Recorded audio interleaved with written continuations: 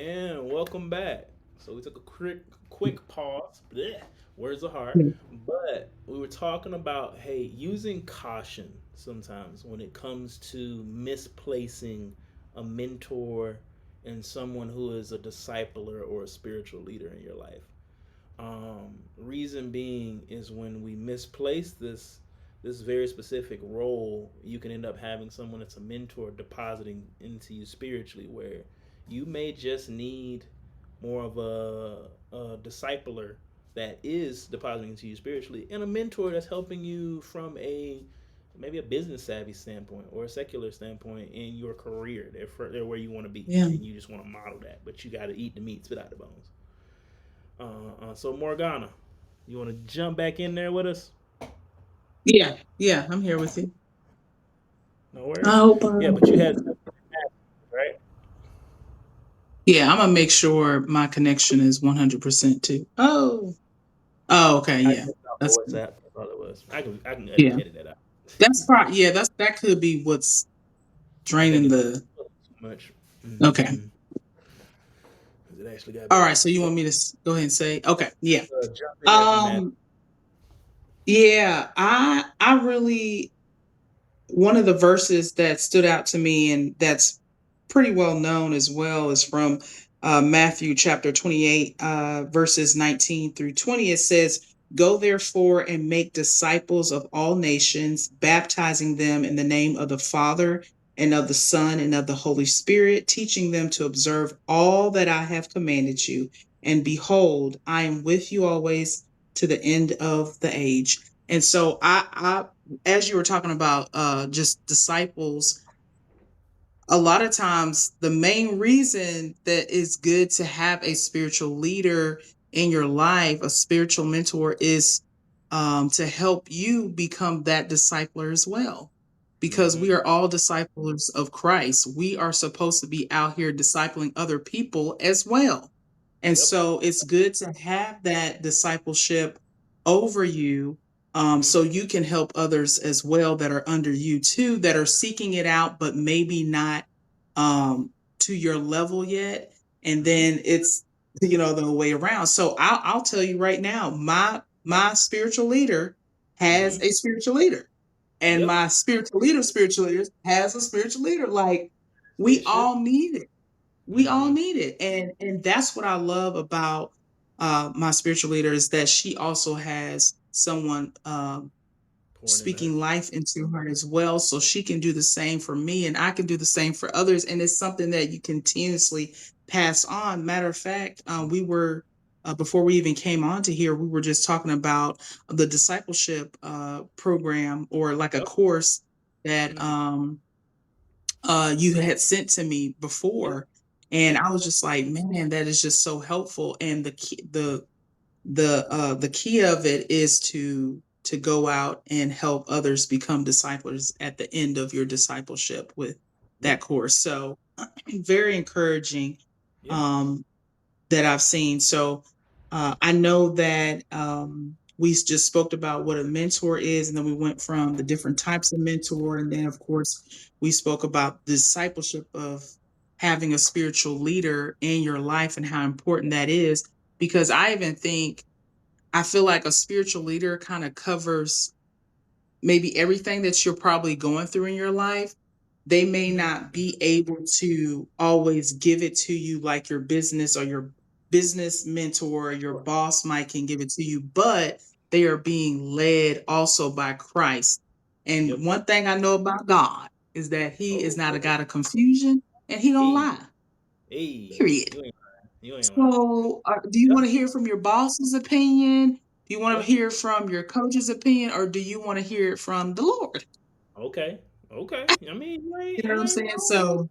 Yeah. So, Yeah. I think that's why it's so important to have a spiritual mentor in your life. It's not the fact that it's bad to have the other types of mentors in different seasons that you might be in your life.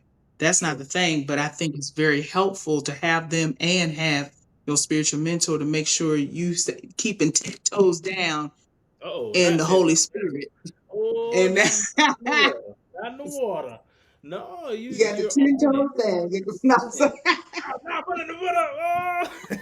No, but you're on it because the way I look at it, right, has been, and the way it's been taught to me in the last few years, and I really affirm that, is we're not being discipled just to be discipled. We're being discipled to make disciples. And even the program she's Mhm. talking about, in that program, it talks about how, if you were, instead of trying to disciple everybody in your neighborhood, you really focused on three people and you really poured into them with the hopes and telling them repetitively, hey, I want you to pour into other people. It said literally like in maybe 30 years or so, everybody in the world will be discipled if we were diligent in that Mhm. way. But I think the thing I've been learning recently too is we have to use caution in building Mhm. discipleship networks just to say I discipled someone, because it should be a Yeah. lifelong thing, as you've been saying. Mhm. And we should not be running on empty because we should also be being poured into, not just pouring into Mhm. someone to move on to the next person. If someone's coming alongside you and you finish some discipleship platform and then y'all never get together again, you failed. I'm just gonna be honest. And if this rubs anyone, hey, I'm sorry. Mhm. That's just honesty. If you're going Mhm. into a relationship with someone just to take them through some type of program and check off the box, you've also failed. Hey, it's Period. a rough take. If you're Period. mad about it, please email realgod number 4 realpeople at gmail.com. For Yeah. one reason, discipleship in the way that it's explained in the gospel, Jesus only had 3 years, but he spent days and months and years with those 12 because he knew when he left, the mission needed to go on to the churches. That is where the essence of Mhm. discipleship comes from. And he was being poured into because he was connected to the Trinity, right? So for Mm. us, understanding discipleship isn't just a one way where I'm pouring into you and you just sit here and listen to me. No, for Yeah. us that aren't Christ, we're pouring into one another. Now, there may be the person that's discipling you that's a little further along, but if the person further along can't learn from you, they've probably missed the mark somewhere too. Right. Now they don't Mhm. have to tell you, oh man, that was wise. But they should be ingesting, man. I remember when I had that perspective. And man, when did I lose that perspective? You know what? This is edifying for me too. But I think what we see in a lot of spaces is, hey, I'm the discipler and you're the student. And what we end up doing sometimes when we do that is we don't actually equip the student to then become the teacher. And Mm. chain is lost. If you're Mm. discipling someone and by the end of you discipling them, their answer is, oh man, I can't do that. I'm not blaming you as a teacher, but you should have taken time before you spent time with them and let them know the accountability is I want to hear who you're discipling and how that's going, because the role changes from more of a discipler to more of a coach and more of a spiritual leader or mentor. And so, Mhm. yeah, you may not see each other every day, but you should be still getting together routinely throughout the year, right? And Yeah. I think that's what discipleship does. It opens our heart to like live life. If you're discipling someone and they don't know what's going on with you, just because you're the discipler, you're not doing something right. Because there should be no way if they're being vulnerable with you that you also aren't being vulnerable with them. Now, once again, there's a phrase we say a lot of times: you can be vulnerable without being naked with them, Yeah. but you should still be living life with one another. Um, and Yeah. I love hearing about how I you're like, like no, that. my people are being fed into, and they're feeding me. There's a lot of the time frames in smaller churches or churches with this discipleship pastor network. No one's pouring into that guy, and so he's running on an empty tank. And then the whole pressure of discipleship within the local church context moves on to one person, and it was never one person's job. If you have Mhm. just a discipleship pastor, guys, you should be concerned because everyone should be discipling. You just now put the whole uh, responsibility of discipleship in your church on one person. Mhm. That's actually not biblical. Let's be 100 about this. But if you are equipping people to make disciples, and then you're keeping up with these discipleship relationships, you'll actually see leaders coming out of that, right? Because you Mhm. build a phrase I used a lot: relationship capital with people. Now, there is a such thing as manipulating that capital, and that could be a whole Mhm. nother in which you've deposited into them to see what you can get out of them. This now, and my pastor was telling me about this. This is a transactional discipleship. That's horrible, and it's probably unbiblical, Mhm. and you're probably going to be held Mhm. accountable one Mhm. Yeah. day, as the deacons used to say. But if you are depositing into them expecting nothing back, and you see a return on the seed that you planted, that is biblical. Mhm. And that's what Jesus did. Mhm. You know, Mhm. this, I love it. And let me tell you something, because there is a verse that literally talks about what you were just saying. mm-hmm, mm-hmm, Um, let me see here. Let me see if I can find it. Okay. So from Luke chapter 6, verses 40, and I was hoping that we would kind of lead into this as well. yep. It says, yeah, verse 40, it says, a disciple is not above his teacher, but Oh, everyone, when he is fully trained, will be like his teacher. mm-hmm, You mm-hmm, see what I'm saying? And so, um, yep, yep. It's a, good. a disciple is not above his teacher, but everyone, when he is fully trained, will be like his teacher. So that teacher is teaching that person how to be a teacher. Mm-hmm. And if They they teach come them how out to be a teacher. not being a teacher, you should be concerned. Cause Yeah. at the end of the day, like there's an analogy that was in school that I used to love. It's about fishermen, right? And so they have Mhm. this fisherman conference every year, and all of the fishermen, quote unquote, come to the conference, but all of the people who come to the conference never catch anything. And an actual professional fisherman shows up at the conference, and they're all telling their stories, and then he tells his most recent actual story, not something from 20 years ago. And now everybody's all drawn in, trying to understand. Well, what did you do? What kind of bait did you use? What kind of fishing line did you use? What hook did you use? And he's like, "Hey man," he pauses for a second. "Hey man, when's the last time y'all been out on a boat or on a bank or a pier or something and actually caught anything?" "Well, I'm so busy, coming to these conferences." And he's like, "So is this a fisherman's conference, or are we oh, okay, all right, cool, cool, cool." But it's an Yeah. analogy No, for us, for sure. when it comes to evangelism, and then when it comes to discipleship. Are we just talking about it, or are we actually doing it? And if we're not, hey, there's Hey, grace. No one's pinning you to the come cross. We're just on. saying, how about you go out and try to do it? It might be helpful, just a little bit for the kingdom. But Uh, get it, like, get it. are you applying what you're teaching to your life? Are Mm-hmm. you applying those things to your life? And I'm gonna be honest with you, it was hard for me to feel safe or just trust anyone Yeah, because I in the beginning, I'm gonna watch your life. I'm I gonna get it. observe what you do on a day-to-day basis, like we were talking about before. You don't just trust anybody with your secrets or what you're struggling with. You ain't got to tell the whole world. You ain't got to, like you said, get naked. Okay. Yeah, You can be vulnerable, but you ain't got to what?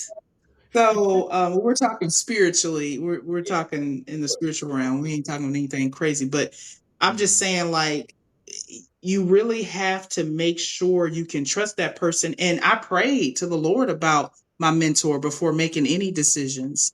Yeah. And asking her to because she had already been my discipler before and still was, but I wasn't making an Mm-hmm. intentional effort for us to have a Intimacy. sit down to Yep. right that Yep. where I was allowing her to really Mm-hmm. disciple me.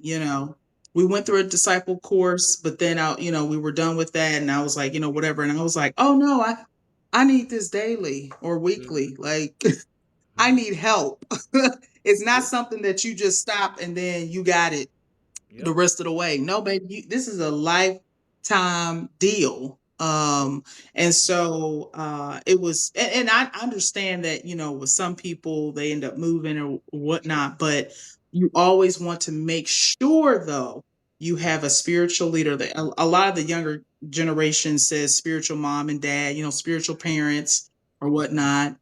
So that's what I know what they're calling it now. So if you guys don't understand what we're talking about, spiritual parents, get Mm-hmm. you some spiritual And ironically, parents. that's not even 100% new. The charismatic church has been Yeah, using it much longer than the young kids, yeah, because that's kind of yeah, how I yeah, grew yeah, up. Say, you have people yeah, who were like a spiritual father, and and I was yeah. even listening recently to a podcast where Priscilla Schreier and her husband was on it, and they have within their marriage spiritual Yes, mentor, and she literally yes, in how they set up their marriage, they would submit to these folks, and he would basically say if he gave Priscilla's husband a directive, and they were telling the story about how he did.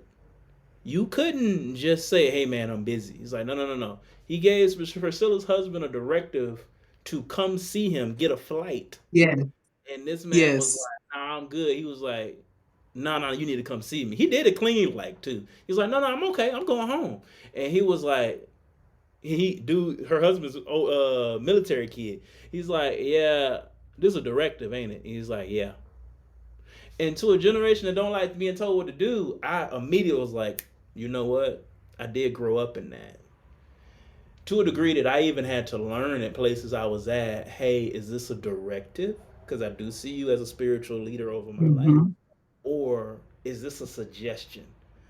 yeah, Understand the authority you have in my yeah, life. Don't misuse it. yeah, Understand. yeah, If it's a directive, I'm yeah. going to do it. I'm not going to ask no questions. But if this is a suggestion, you got to be clear.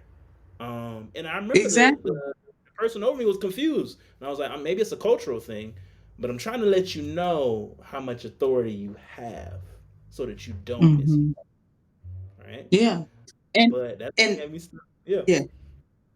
you No, good? I was just gonna agree with you and just saying that's how important it is to choose wisely. Don't get crazy about it and just don't trust nobody, but pray about it. Literally Yeah, be intentional about praying for the mentor, for the spiritual leader to come into your life because I did.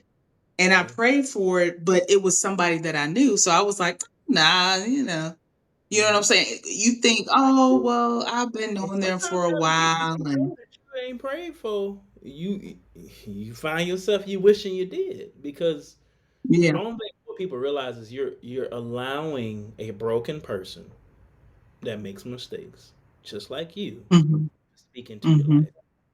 Make sure mhm, you understand fully that person's intention in your life. mm, Right? Back to that mhm. transactional or relational. Have they been making relational deposits with no benefit to them, right? Before Mhm, you even came to this conversation about discipleship mhm, and or mhm, mentorship. Because I've seen it in the workforce. I worked in corporate for about 8 years, and I'm back in corporate for a little while right now, right? mhm, And I still have a mentor from when I was 23. I am now 33. And I went all the mhm. way back to Charleston, South Carolina, and we caught up like I had missed a beat. Because some mentors, Yeah, geography doesn't even separate you in that way, right? there you Especially go. with the level That's of what I'm technology saying. we have now, right? Um, Mhm, mhm, but mhm. no, I'm with you. I'm They with you, they and I think basically do everything online anyway, so, I mean, you might as well you're have not your wrong. spiritual leader still on the line. I Jesus on the main line, tell us No, what tell you them what they want. But no, because I had to learn. I had an opportunity where there were a few people who were willing to seed into my life from a discipleship standpoint, and I could see some flags, and I was like, "Yeah, thank you so much. I'm gonna go this direction." Mhm, It wasn't popular, but I knew it was the right call. Um, mhm. Looking back, I don't regret it, because I can Yeah, see now what I didn't fully know then, but I had enough discernment to be like, there's something there, and there's a danger in a character trait in you seeding into my life. So I have to yeah. put like a boundary. Ooh. Hmm. We need to talk about that too, just a little bit. I don't want to get off too off topic. I don't want to talk about Yeah. nobody and all that stuff, but No, no, I we're gonna do that. love that you brought that. We're gonna do that. You good? No, I But love I'm that gonna get us to you. pause real quick, and we're gonna jump back into that. All right, y'all.